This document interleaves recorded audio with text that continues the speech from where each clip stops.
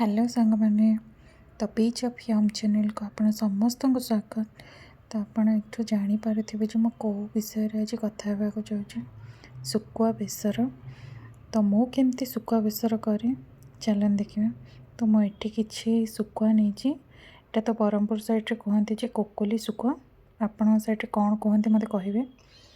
तो ये मुझे कोबी तार साई आलू को लंबा लंबा करी काटी देछि। तो भल भाव धोईकी पुणी पानी रखी। तो ये मसला मुझे रसुण गोटे चामच सोरिष हाफ चामच जीरा दीटा सुखिला लंका अल्प किसी पानी देकर आम पेस्ट बनईदे। तो मोर ये कड़े भी गरम हो गला। तो से आम सुकुआ पकई भल भाव भाजीदेवा टे नाली है पर्यटन सुकुआ गुड़ा भलसे भाजीदेवा। तो सुकुआ एमती तरकारी करी खाଇବା क्या क्या सब पसंद लगे तो मत निश्चित भाव में कहे। तो मो सुकुआ गुड़ाक ये पानी टे भिजई देली कारण धोई भी हो भल भी लगे।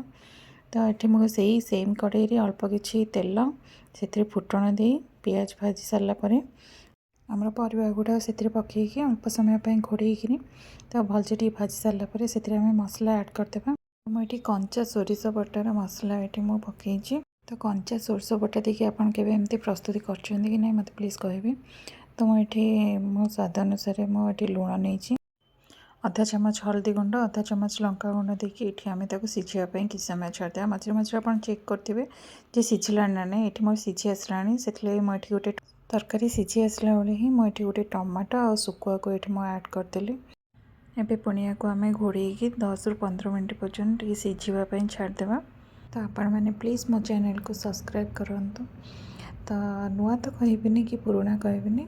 तो एमती किसी नुआ नुआ रेसिपी आने मो सब चेष्टा करी। तो आपण मानक मोर केमती लगिला सुकुआ बेसर निश्चित भाव में कहे। मुझे तो ये गरम गरम भात सांगे सुकुआ बेसर नहीं रही। जय जगन्नाथ।